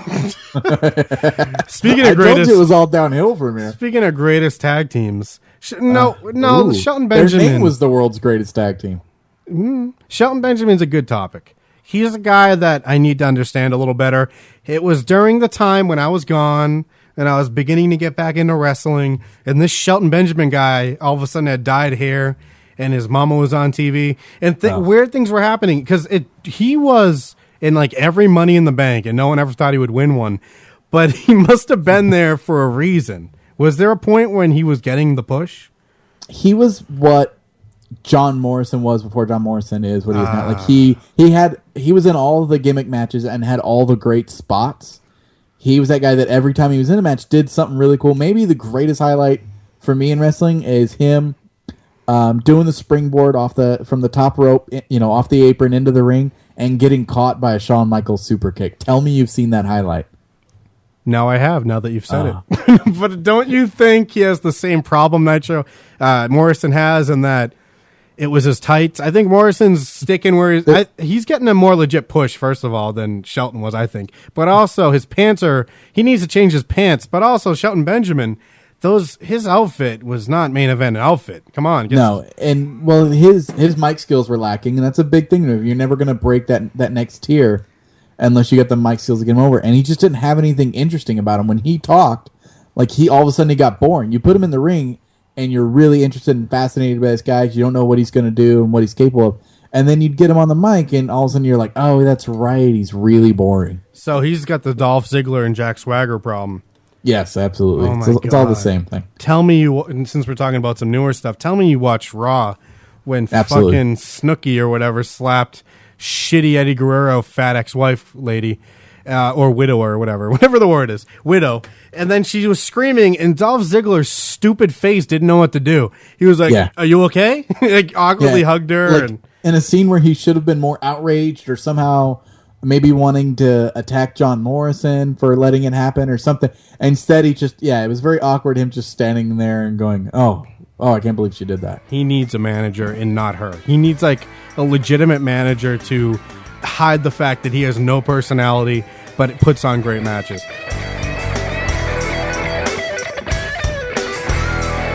So that was part 1 of episode 4 of the whole fucking show. This week, Danny Richardson and I got a little too excited and giddy to finish out our top 5 list of wrestlers. So part 2 will be coming to you on Sunday, and that will in no way interfere with our weekly Wednesday release date of the whole fucking show.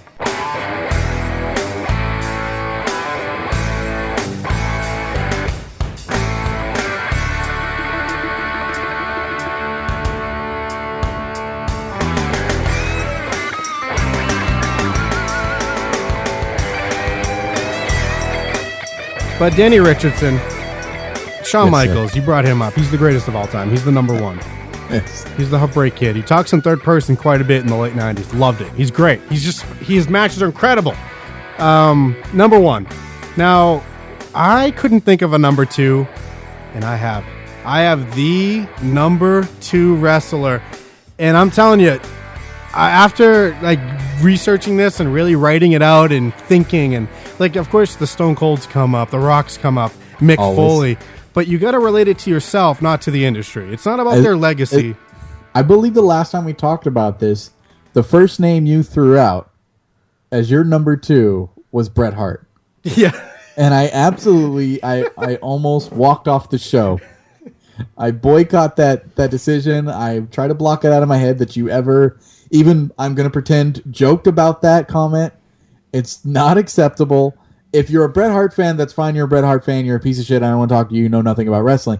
But you can't be a Shawn Michaels fan and then be like, you know who else is pretty cool? That Bret Hart guy. No, fuck that. He's great. Shut up. He's not in the top 5, though. You can't play the fence. Okay, thank you. That's all I need to know. Just you don't half-ass this like you clearly did last time. No, I sat down in a room at a table, wrote it down on my phone, deleted, edited, rewrote. And as I look at number 5, it's kind of silly, but I have 5. And if it was top 5 in the ring, Bret Hart needs a consideration. But this is top 5 favorite wrestlers. There's no Stone Colds. There's no Rocky Maivas. I was thinking Hulk Hogan for a second, just because. That's fair enough. I mean, it wasn't a big chunk of everyone's wrestling life. I mean, anyone that's old enough involved Hulk Hogan. If you're old enough, it started as Hulk Hogan good guy, and regardless, it probably at some point had Hulk Hogan the bad guy. When you think about this stuff, you get lost in what you felt and what the world thinks. I mean, especially when you are on message boards online, those opinions begin to sway your everyday opinion. Like Kane, I'm going to tell you, Kane should be on this list, but he's not. So number 1 is HBK. Or should I go 5 down or 1 up? What do you think? Are we going to cover both of our top 5s? Do we have enough time to do that? Or are we going to save some? We're just going. That's our new thing. We'll just go. Because I don't want to leave you. And we don't record multiples up front anymore, so I just need this time with you right now. Okay. I was telling my girlfriend, I'm like, I actually cried talking about you last night. Can you believe that? No, you didn't. I did. Stop it. This is being recorded. Stop it. I talked to my friend tonight because we did the commentary, and she goes, yeah, you talked to your friend doing cutesy talk. And I felt my eyes well up. I go, yeah, he's cool. I'm going to talk to him tomorrow. And then, it's weird. I cried over Burger King in the drive-thru. I cried over you last night. And she goes, I go, look, I'm starting to cry. She goes, you are? Why are you crying? I go, I don't know. He's just so cool. And as I blinked, it just kept happening. And I don't know if you saw what I posted. Well, for anybody that doesn't know, you started the awkwardness of what you posted on last night. That you're my best friend. Yes. Okay. And then did you see what I wrote in return? I didn't. Oh, see, now that's a shame. You don't pay as much attention to me as I thought you might. Basically, I only have the people I mobile followed, and I haven't updated that. I never really checked the websites. Yeah. I could see that. But I in return, I think I wrote it about a half hour after you wrote it because I saw yours. So for those that don't know, Kevin writes in a weird, awkward, homoerotic way. Danny Richardson is my best friend. This guy that I've officially known for like a week now. We never met in person. We just lived the same life from across the country. Yes, parallel in every way, including I've cried over you. You've cried over me. All right. So in response, I wrote, Kevin Scampoli is the brother that I actually added to Facebook because I am not even friends with my real brother, who I would say that I would hesitate saying that, assuming he would listen to this show. But I have given him the website address about 5 fucking times now, and I guarantee you he has not been to the website and will probably never hear this show. He doesn't get you, that's why. He doesn't understand you like I do. And he likes wrestling. He watches Raw every week. I'm making a 4-hour drive to go to his house to watch WrestleMania this year, just like I do every year, because it's a tradition. We've seen every WrestleMania together since we were kids. I don't want you talking to him anymore. I'm making the drive to go but he is not on my Facebook. Enough of him. Now, Kevin Scampoli is. So you added me into your family, Kevin Scampoli, brother? You know what? Oh, I should go do that. I have none of that information filled out. I don't feel like any of it's important, but maybe it's very important now. All right, so my number 1 was Shawn Michaels. Number 2, you ready? Are we just gonna gloss over that whole moment like it didn't happen? Yeah. I mean, it happened. I'm glad it happened. It gives me a good feeling inside. Now, number 1 is Shawn Michaels. Number 2, absolutely no doubt. If there was no Shawn Michaels, this would be number 1 as well. It might even be a tie. Chris Jericho, Y2J. Wow. Yes. You know what? I'll tell you right now. I'll throw it out. Jericho didn't make my list, but a very honorable mention. This list I have, I'm so proud to tell. Like, I feel like I put work into it, and it's very accurate. Chris Jericho, I watched the new Jericho DVD this week, because I looked at him like, what happened? He used to be so funny when he had the 1,004 holds in WCW, and he had the whole list he was reading in the ring, and all that. He used to do the Greenberg stuff when he was calling out Goldberg because he was the television champion, Jericho was, and he said television's bigger than the world or something stupid like that. So he was more important. Ratings are more important than the world. So that was great. And then his entrance to WWF was perfect. What a moment. The Rock. Maybe the greatest debut that lived up to the hype of anyone. If you could see me when that happened, it would be way more uncomfortable than the conversation we just had about each other. I was in my living room with my little Justin Bieber bowl cut, loving wrestling. I saw this countdown for weeks. I was loving The Rock on TV. The countdown hit. It was building. And not even like the song we'd never heard. That was a new entrance song. I go, this song is the best. And then when his name came up on the screen in big letters, I jumped. I did this thing. I had a couch that was like a curved couch, I guess you'll call it. Half circle.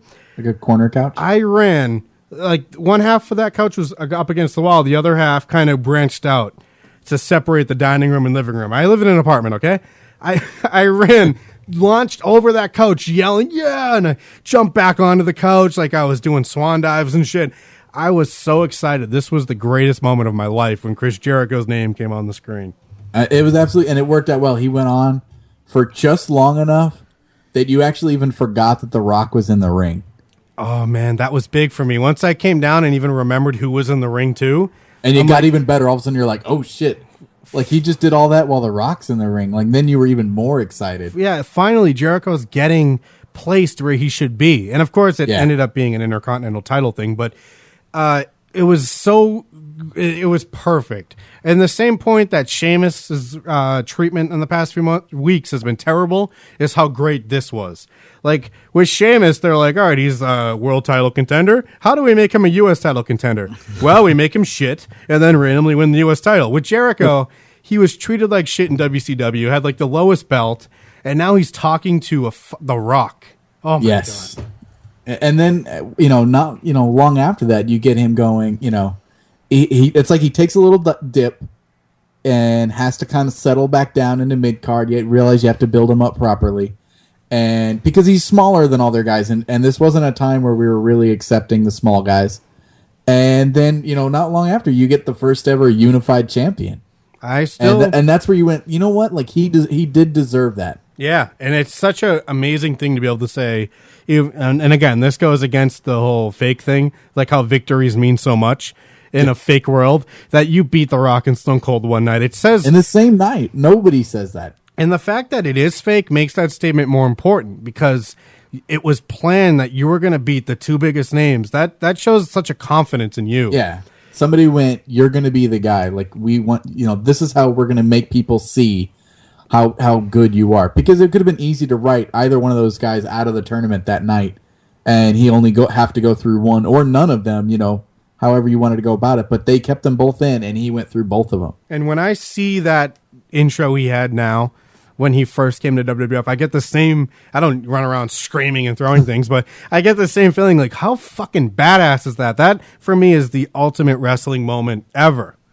All right. I take that, and I got no problems with Jericho, although you are going to completely shit on the rest of my list. But let me say real quick that even though it's a personal favorite, there's still part of it where I can say it to wrestling fans who, like, you know how I would add like other people because other people's opinions online? Jericho is still accepted by wrestling fans, quote, because his in-ring ability, even though personally I don't really think has all that many dimensions in the ring as he's given credit for. Sure, he came up in Mexico, then Japan, then America, but I don't think he has all the moves, and he doesn't have all these different styles. I don't even see him as a real cruiserweight in his ability. I don't know. I think he's one of those guys that does have more than what we know of. I think he's very limited by, there's a certain style in the WWF, and that's why a lot of guys don't make it over. I mean, if you look at Rey Mysterio is a shell of what Rey Mysterio was in WCW. No, I don't know. And it's because there's a certain style that they stick with, and it's a little bit safer, and it's a slower paced, and that's what they like. They're more about telling the story and making sure you sell the moves. And it's like, if I just got done beating up your leg, I don't want to go see you do a corkscrew plancha off the top rope. So I think that limits a lot of what he can and can't do. And I don't know who Sin Cara is, but he's number 3 because I saw his preview this week. No, it was. I've never seen a guy do a Hurricane Run and then on his feet or like a spinning whatever. Yeah. I've seen. I immediately have same things. You have never heard of him before, and I went looking for him on YouTube, found some highlight videos. He looks good. I don't believe that this is in any way going to work. And a company that didn't know what to do with Ultimo Dragon, Billy Kidman, any of those guys, they're not going to know what to do with this guy. They're not going to know how to fit him in. They don't have a lightweight division for him to carry, so I really don't see how this goes anywhere. Did they come up with the Sin Cara name? Because it's a different name than he had. I think because the company he wrestled for in Mexico owned the name to, it was like El Mystico or whatever. Well, Sin Cara is an awesome name, so I think right away I like it better. They know what they're doing. I think they must have a vision because it's not like they have a pool of these guys now like they did before. They almost got flooded with those people you just named, and it was like, what are we going to do? Yeah. Now it's just kind of one guy that they need to give a context to, and I think it'll work. Now, do you think they go right for the Ray thing, like Ray versus Sin Cara? If they don't go right for it, I mean, it's bound to happen. There's no way it doesn't happen. I think it just depends. Do you bring in Sin Cara, and if you make him a good guy, maybe you make them friends at first, and then eventually it has to lead to, it could even be, face versus face feud, or somebody could turn and it's not going to be Ray. Who's number 2 on your list? Because number 1's HBK. Oh, and then Mick Foley. So we know my number 2. All right, let me do my 3. So we got 1 HBK, 2 Jericho. This next guy is incredible. It's all ring, though. His mic skills are not really there. This is 100% ring talent that's putting him at number 3. That's incredible. So that says a lot about what he can do. Okay. I'm acting like this is like a real award. Oh my God. You build up the tension. I'm excited to hear this. Number 3 is Rob Van Dam. Nice. Huh? I have no reason to argue with that. I do love Rob Van Dam. What a man. Now, here's where it starts to get weird because I'll say a couple TNA guys. And I don't watch TNA. So are these guys really in my top 5 then? Like if Shawn Michaels went to TNA, I'd watch it. You wouldn't miss an episode. But at the same time, you have Mick Foley at number 2, and he didn't really bring you with him, did he? Well, that's different. It's retired Mick Foley. It's, he doesn't really wrestle anymore. And when he does, they're not full matches. Yeah, he was the champion. And I watched during that time. All right, fine. Different, I guess. During his feud with Jeff Jarrett, I watched it, and now he's hit or miss. Like he'll be there one week, and then you don't see him for a month and a half, and then he comes in and does like an impromptu street fight, and their street fights are shitty. They don't know how to do hardcore, and and so like I lose interest in trying to follow him because you never know when he's going to be there, and when he does, it doesn't mean anything anymore. What happened to Samoa Joe? I mean, I thought this guy was the best. I even bought the DVD. There was so much hype on this guy. Him and Kurt Angle was big. Has potential to be good. I think Hogan's or who's ever riding for it now, they're not a fan of him, and he's He's getting Samoa Joe is the Sheamus of TNA. He's not even on the pay-per-view. He wasn't on the pay-per-view. I was shocked. But I still, I mean, I haven't been watching, so I don't know really what's going on with him. But I still get like excited. One of the reasons I put on TNA if I do is to see him. And it's weird that I don't know what's happening with him, but it's not good from what I can tell. I don't know if you've gotten. Oh, I'm sure if you've watched the DVD, then you've gotten a chance to see his finisher. Oh yeah, and I love that. I love that. And what that's is a it big again? Part of what brings him in, and he works very stiff. And there's something entertaining about watching guys that you feel like are kicking harder or punching harder than the rest of the guys. When I finally read that about Kurt Angle, it was like great. Now I love him. And except Goldberg, he could be the stiffest, which he is, and he's still a piece of shit scum. He wasn't stiff because he wanted it to look good. He was stiff because he thought he was the real life Goldberg. And Samoa Joe, him and CM Punk are part of this class, and I'm watching Joe's finisher, and it's great. For one, I think he took it from Ivan Cage in SmackDown vs. Raw, many editions. But Samoa Joe and CM Punk are part of this hyped up class where kicks are very emphasized in their style, and I love that. My brother was like the first to go, oh, a lot of kicks, here we go. But I'm like, great, kicks are the best. It's about time. I'm a kicks guy too. It's a weird thing to say. Yeah, it was one of the things that sold me on Tajiri. Oh yeah, and I loved him when he could just chop guys down with his kicks, and there was something really cool about that. It was very Jean-Claude Van Damme training in the woods. He's just chopping down a tree with his ankle. There's something about that I just love. Did that really happen in a movie? Yeah, that's kickboxer. Was he wearing a knife shoe, or did he just really do it? No, it was like a thin, I think almost like a bamboo type tree. You fuck. And they do the montage where he's just kicking it, and it's hurting his ankle, and he wants to give up. And then by the end of the montage, he's just kicking the shit out of that tree until it falls over. So my number 3 is Rob Van Dam, and yours is Jean-Claude Van Damme. This is not going to work. We're going to have to really discuss this stuff before we bring it up. Who's your number 3? See, this one I went. It's pure nostalgia factor. There's no way I do a top 5 list and not put him on the list. Sid Justice. As a kid, he meant so much to me. No. The Ultimate Warrior. No. Yeah, he was my guy. He was. Everybody on the block came over to our house to watch reviews. Everybody rooted for Hulk Hogan, except me and one other guy, and we chose the Ultimate Warrior, and we ran with it. And then you got to WrestleMania 6, and we were on the winning side of that, and I gloated. You love that for story. Months and months. That's like absolutely. That was a defining moment in my life as a wrestling fan, where I went against the grain and I was right. When you the happiness you have with that story is the happiness you should have about witnessing Shawn Michaels at WrestleMania 12 win the Iron Man match. But you don't seem to give a fuck about that. You're more like... I told you, I did the WrestleMania math. I knew the Shawn Michaels win was coming. Yeah. You had no way to know if Ultimate Warrior was going to win over Hulk Hogan. I guess Warrior makes sense on your list because it is your list. But at the same time, don't you want a match? Thanks for giving me that. Don't you think a match should be watchable in any type of way? Or do you enjoy that it's like... I mean, there is a story to his matches. It's, can this guy break him down? And of course, most of the time they can't. Do you enjoy the whole, is this guy going to be a threat for Ultimate Warrior type of story? See, now what you're wanting me to do is what you talked about at the beginning, is look at it from the average fan point of view or the internet wrestling, point of view.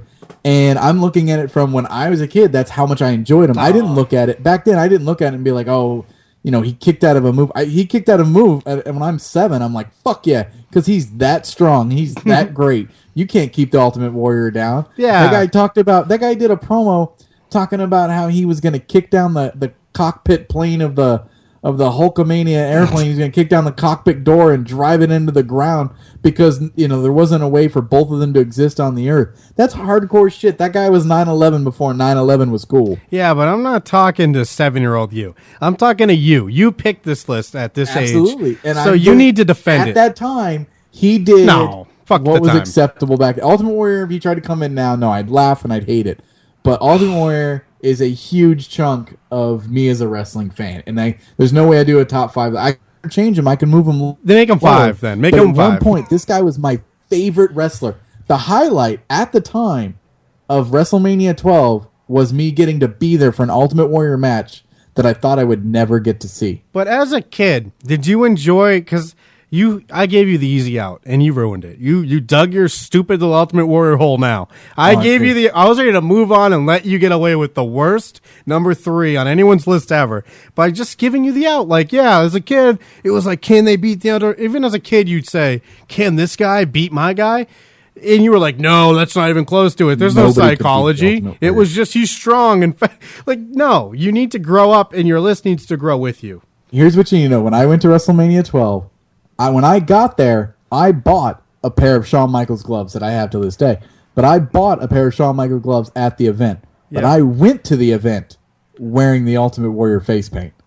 You faggot. That's why you don't bring this up a lot. Because your gay ass was watching Shawn Michaels win the title and you had Ultimate Warrior face paint on. Then we went to McDonald's afterwards and everybody just fucking stared at me. You are the worst ever. I would rather cry like I did. I'd rather have tear paint than fucking Ultimate. No, that's fine. I let you go on that one. You were... but I think we just have different criteria for the match. And I was like, there's no way I loved that guy so much when I was little and he can't make the top 5 list now. Well, but don't worry, this list is going to get way worse, and you're going to shit on it way more than you think you just did with the Ultimate Warrior. At WrestleMania 12, we forgot that there was an Ultimate Warrior match there. Obviously, you did, and you had the paint. You were 32. You had the paint on. And it was just the fucking worst ever. It was just me. I had a ticket by myself. Now, how did you feel the same way about him there? Who did you love more, really? You had the gloves of Michaels. You had the paint of Warrior. Did Warrior in any way make you feel the same way he did 6 WrestleManias before that? Yes. Because where I lived growing up, they didn't have wrestling events. And so I didn't get to go see very many. It was very rare when we did. I never thought I was going to get to see an Ultimate Warrior match. He was just, the guy would just come and go whenever. And when they announced he was coming back at WrestleMania, I was so excited. Like, I was going to finally get to see an Ultimate Warrior match. And I think that might have overtaken it. That was more important to me than seeing Shawn Michaels, who was still developing as my favorite wrestler. And at that time, if you'd have asked me who my favorite was, I'd have said Ultimate Warrior, and I would have told you about how I was going to get an Ultimate Warrior tattoo someday. And that's why they don't allow minors to get tattoos. I would have beat the shit out of that little kid with the face paint on, and I would have taken your gloves, and I would have fucking shat on your face paint with shit paint. I would have convinced you that Ultimate Warrior was better than Shawn Michaels, and you would have cried about it. No, because you need to know what you're watching. I don't even think you knew what you went to. Like, why would you ever even... At that time, Shawn Michaels needs to be solidified as your favorite by WrestleMania 12. He wasn't. He wasn't at that time. That was when he became, but I had not... Shawn Michaels was the girl I was about ready to start dating. And Ultimate Warrior was the ex-girlfriend that left me without warning and then just showed up back in the picture. Yeah, all drugged out and very temporary. Yeah. And then if somebody came to me and said, which one do you love? I thought I still loved the Ultimate Warrior. I thought the Ultimate Warrior was something still special to me. You did. And then it turns out Shawn Michaels was the one I was meant to be with. All right, this is going to be very altering for our relationship, depending on how you answer this. Can I tie this all in together? The night after WrestleMania 12 was the debut for Mick Foley in the WWF. See how they all work together there? Nothing works together in the real world. It's just in your sick world. Where it's WrestleMania math. In your sick world where you're getting Ultimate Warrior's face paint tattooed on your face, that's where this all makes sense. Now, did you cheer when he got up from the pedigree? Yes. You fucking piece of shit. You're everything that's wrong. It didn't matter then. There was no cynicism back then. I bet you cheered it too. Sitting at home watching it, you cheered it. You were not cynical enough and jaded that you went, fuck that guy for kicking out of Hunter Hearst Helmsley's pedigree. No. You didn't give a shit about Hunter Hearst Helmsley, the blue blood that came out with Sable. No, you didn't care about any of that. Even as a kid, though, you know the pedigree's awesome, and whether you like the guy or not, you were like his finish was cool. That's about it. And when but then again, Ultimate Warrior was pretty awesome to me at that time too. But I think part of me, I was like, why am I pinching my leg? Oh, now I know. It's because he got up from the pedigree and he shouldn't have, and I was liking it, so I pinched myself. Part of me inside knew. You hated yourself. I can't believe that you were the worst type of wrestling fan and you grew up to still validate those emotions. Now, my number 4 probably should be my number 3, to be honest. And now that your answer was so true to yourself that I'm not going to remember. Who was your number 3? RVD. Very much Fuck that guy. I very much question my list now because maybe Kane should be on it from 98. I think you're a traitor to yourself. I said you should have put Kane on there. If you loved Kane as much as you do, you shouldn't be ashamed of it. You should be like, Kane was a great character. He's the best. I still cheer for Kane. I get video games and I play as Kane. I do. I long for the day that Kane goes back to him. I dressed up as Kane at a wrestling event. You have all the same stories, but you are ashamed of him. Did I tell you the story of how me and Kane shared a moment in front of everybody? I'd love to hear it. All right. Well, this guy was the greatest ever. He had when he had that mask on, and not when he wore like the wife beater tight top. No, I'm talking one arm out, one arm covered. We went to Raw, and he came out to face somebody. And we had seats that were spectacular. Somehow Jim knew how to get wrestling seats, and it was Attitude Era. It couldn't have been cheap. So we're probably like 4 rows out, and the entrance is, so the ring's in front of us, then the entrance. So we're on that side of the ring, the back side. 4 rows out, he's in the right corner, the far right corner of the ring. His opponent is in the close left corner of the ring. So they're across the ring from each other. Okay. This is a wonderful setup, huh? I'm holding up my Kane sign that I had, that I drew Kane's mask with fire and wrote burn in hell or something. What a shitty little kid you were. I had my Raising Kane shirt on. I had that one too. Fire. It didn't even make any sense. Was yours the one that spelled, it's Raising Kane and it was a CAIN? Better not have been. I don't think so, no. Mine had that and I hated that. I think mine even might have said hell too, because I had to turn it inside out at school. So I have that on. I'm standing on my seat, not standing on the ground. I'm standing on my seat with my sign, jumping up and down on the seat. I'm telling you, I swear to God, Kane is looking right at me. Now, I knew this because Kane's opponent was at a straight angle from him. His body was facing his opponent. His head was angled at me. And I remember being so scared and so excited at the same time because this fuck is so scary looking. But I have the sign, so I'm on his side. Maybe he'll spare me. And I'm just holding it up, and we're sharing eye contact. And my brother's pointing at the sign, making sure Kane sees the sign. And me and Kane right there, we're like, he knew. He's like, I have a fan. This is incredible. You think he saw it? You think he read it? Oh, he was looking right at me. He definitely was trying to scare a little kid, but I did get scared, but I hit it well, I think. Now I'm gonna go off on a little side story, but something similar to what you did, and it'll be a trick that people can use, and it's something we learned, and it's worked for me for Mick Foley, The Fink, Godfather, and I think we even got it for Big Boss Man. When you're at those shows, and the first guy comes to the ring, if you're close enough, this only works when you're in the first couple rows. And we started this, we had like 3rd row seats one time, and when the first guy's in the ring. When the second guy goes to come in, everybody turns their attention to the entranceway, so nobody's paying attention to the guy in the ring. So we started being like, well, fuck the second guy coming out. And we would just yell things to the guy in the ring and like point at him and everything like that. They're just standing there looking around. Yeah. And they will acknowledge you. The Fink was the first one to ever do it. And like they were doing an awkward thing in between matches, and everybody's looking at him, and we're looking at him, we're cheering for him. And he looks at us and does a little point and a wink. And like we blew up. Like it was the greatest one. We're like, I can't believe the Fink just acknowledged us. And we started doing that at every show whenever we had good seats. When the first guy's just standing in the ring, they don't have any fucking do. It's awkward. They're just standing there waiting for someone to come out, and they know nobody's looking at them. So if you become the guy that's paying attention to them, they'll pay attention to you because they're just looking around for anyone or anything to make eye contact with. I think it was the same show as the Kane thing. The Rock was in a tag team match. And he was on the apron close to us. So his ass is like 3 rows up from us. We're very close to The Rock.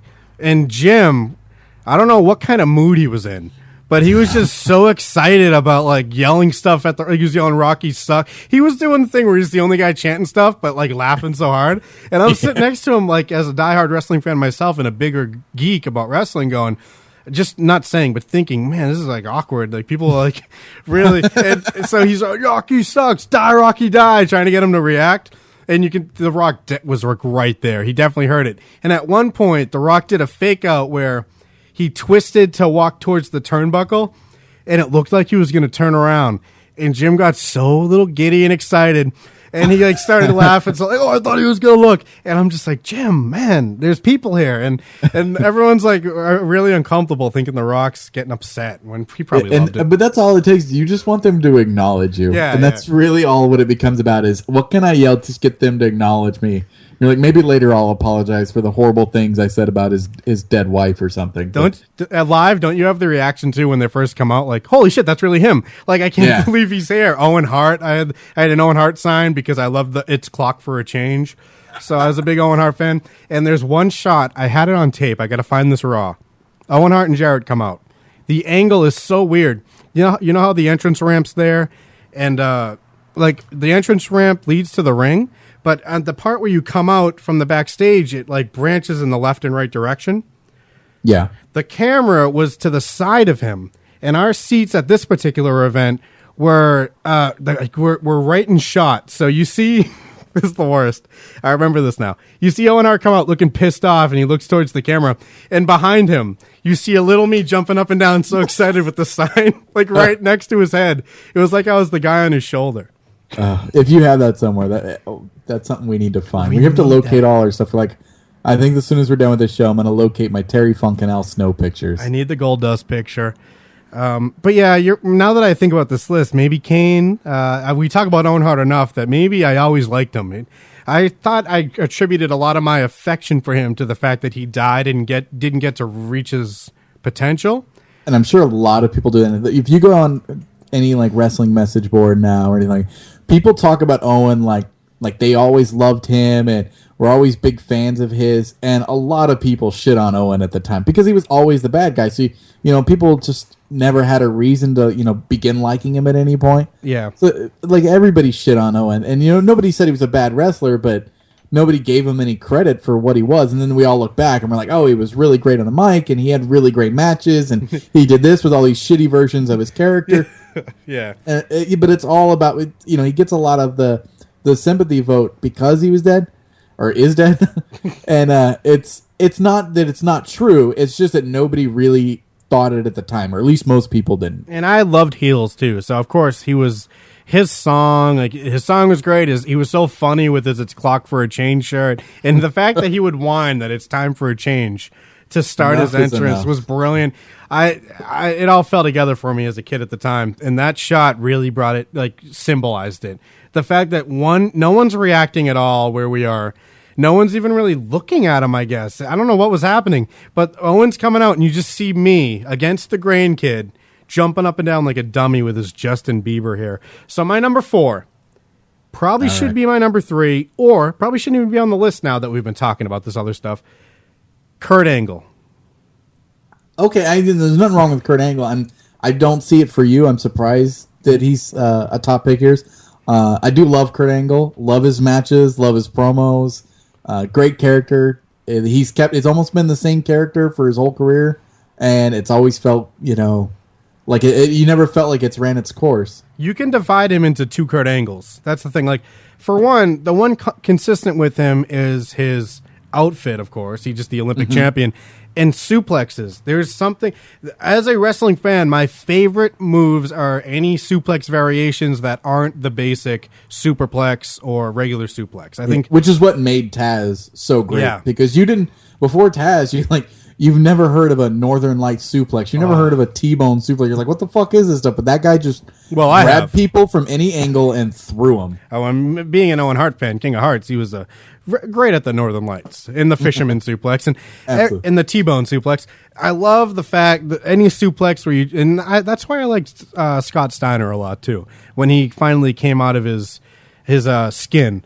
But with Kurt Angle, you got the original Kurt Angle, like a softer character, the with hair, the receding hairline. Yes, it's true, and like. He was almost like a wimp. He came off as the crying thing. Well, he was like still this great wrestler that kept winning matches, and at the time you didn't really know how.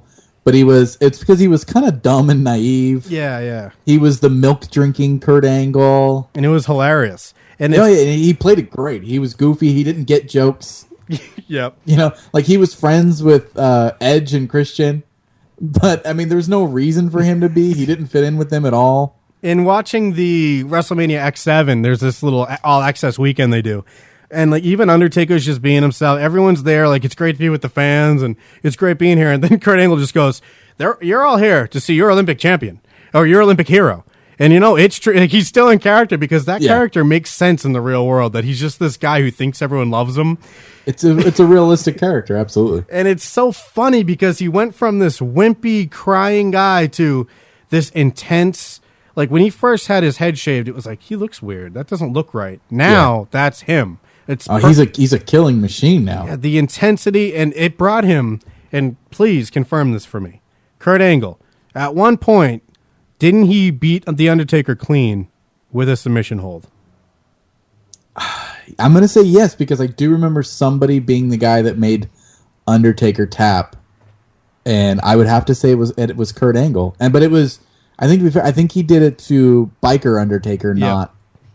Which is just as good. I mean, he's but I think that's why it was more allowed. It was like, oh well, this isn't the same unbeatable Deadman Undertaker. No, I really think Kurt Angle hit a plateau in the WWE where he was bigger than the Undertaker. He was bigger than Triple H. He was the guy that he could get a clean win on anybody, and nobody besides maybe Triple H has that attribute. Yeah, no, I there is something definitely about his character that I think most people can like. Because, like you said, it's a realistic character, and he can have his goofy moments, and then he can turn it on and be just super intense. I'm seeing footage of him facing Deadman Undertaker, my friend. I'm seeing it. I don't know. I mean, you can put that asterisk, but Kurt Angle, I don't know why or how because I wasn't really watching at this time. Even Brock Lesnar, didn't Kurt Angle get the clean win on Brock? Not at WrestleMania, as you know.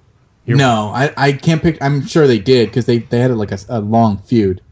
But I don't remember. I'm sure he did. I'm sure he beat Brock Lesnar. He was the guy even in the video game that he would be ranked highest. And I don't know. They must have seen. Maybe it's because he wrestled with broken necks and hurt everybody. I don't know. He did make Hulk Hogan tap, and that's huge. Fuck you. What do you mean? What? Did he?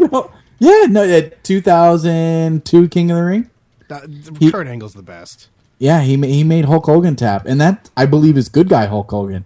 He made Samoa Joe tap, but Kurt Angle is, which is on the same level. I mean, I think he's number 3 for me above RVD, and part of me feels phony for saying it because I mean I always liked him, but I never really was like this is my guy. I just kind of thought he was always funny, great in the ring. But as I sit down and judge wrestlers and wrestling, I can't help but put him this high. Now my 5 guy, we argue about, but what's your 4? All right, so number 4. The rest of this list, I told you, is not going to go well. Edge. So my number 4 is a guy that I didn't appreciate the first time I saw him, but the more I dived into him, I had to like educate myself on him because he wasn't available to me in his prime. Okay. Do you have a guess? Big Boss Man. No. What are you kidding me? I grew up with Big Boss Man. When it was Big Boss Man and Akeem, and they were the Twin Towers, and they were fighting Hogan and Macho on Saturday Night Main Events. Don't talk to me about Big Boss Man. Don't flex your knowledge on me, you fuck. All right, who's number 4? So he's a big guy.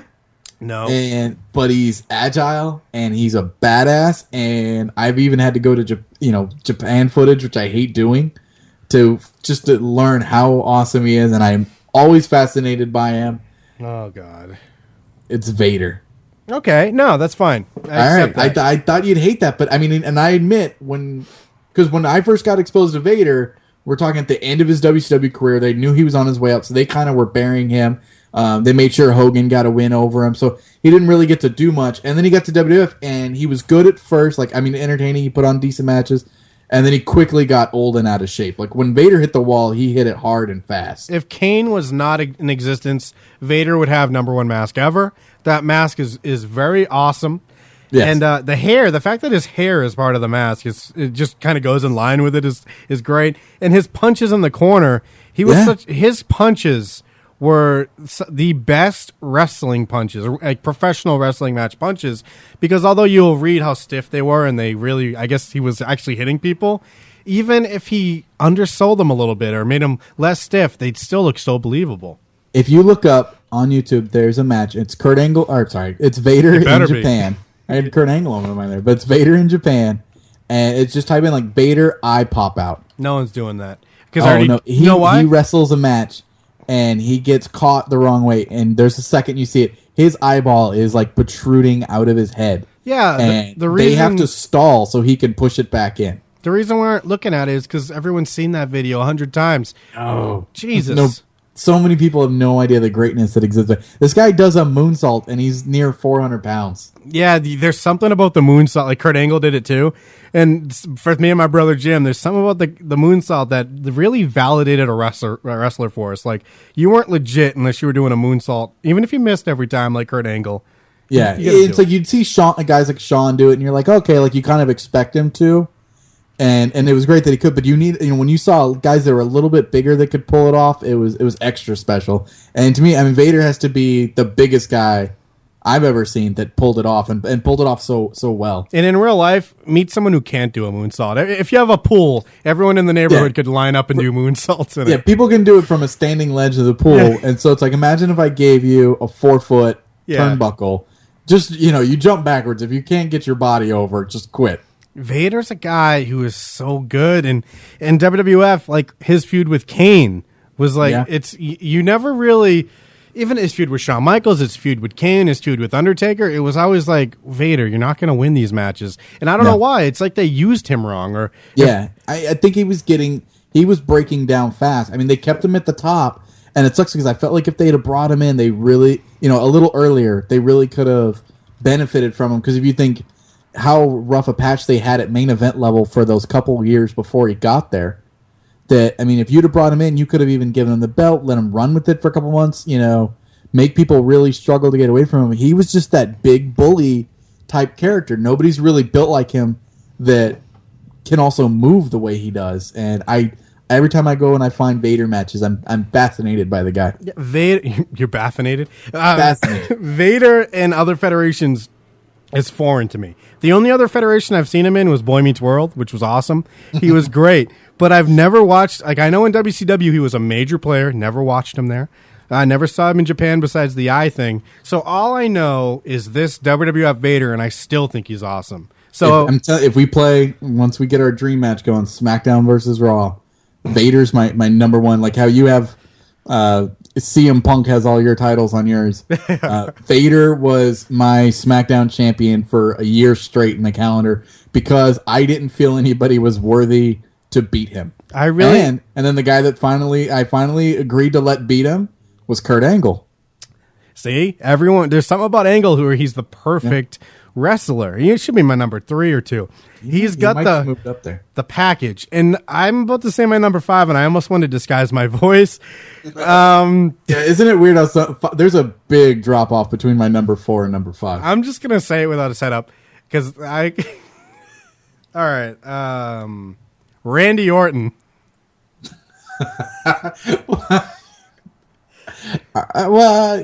Yeah. I wrote it when I was sober, so I feel like I need to honor that. But I guess I felt like I needed somebody from today, but RVD's still wrestling, Kurt Angle's still wrestling. My number 5 before that, I think, was Mick Foley. And I did, out of spite to you, I wanted him off. And Mick Foley's not near my list, or he might be near it, but he's not in it. And for some reason, Randy Orton made sense, but he's not even my favorite right now. So I don't. Yeah, it's weird. Randy Orton, he's good, I think, in the long run. Maybe, but I just don't think he's been there. He doesn't have enough behind him for you to say. It's so hard when a guy's still fairly. It seems like he's been around for a while, but he's still fairly new. Yeah, and he's still so current. Like, you definitely know he's not on his way out anytime soon. He's basically, and I do love watching him on TV. I love the tweener Viper angle that they're doing. I like that he could attack anyone anytime. Just because they almost, it's like he feeds off of it, and like it's like this craving. Yeah. And like it gets fun. It's especially when he gets a taste of where he's about to get his hands on someone and then doesn't. He looks like you just cock blocked him. And I love it. It's like he was about to just come all over somebody, and then you walked into the room and you're like, "Hey, how's your mom doing?" Like he needs that. So, and it's a great character that they've developed for him. If you smell, he's basically They had a great moment on Raw where him and CM Punk had a stare down from their belly position, and it was so well timed and done. And my only problem with that angle, I know it doesn't really. I've moved on from backing up him as my number 5, but there's no way Randy Orton loses at WrestleMania. That's my problem with that. That should be the best match, the best feud, but there's no way CM Punk's going to win, and I really want him to. I could go with that. It'd be interesting to see where you stand on this and say 10 years. With the list? How much, does Randy Orton still make the cut? Or who bubbles up? Kane should be there. Now, with Randy Orton, it's such a plug-in. It's such for me, I can tell, it's just someone I put there to keep Kane out. Randy Orton, I think what flashes in my mind is when he beat Triple H at that Royal Rumble. It was a clean win where he reversed the pedigree into a RKO, and let me know if I'm making any of this up. Was it Royal Rumble, and did that happen? All right, backtrack it again, and I'll search my memory for this. I remember a clean, and again, for the reason that I put him in my list, it's interesting I can't remember this.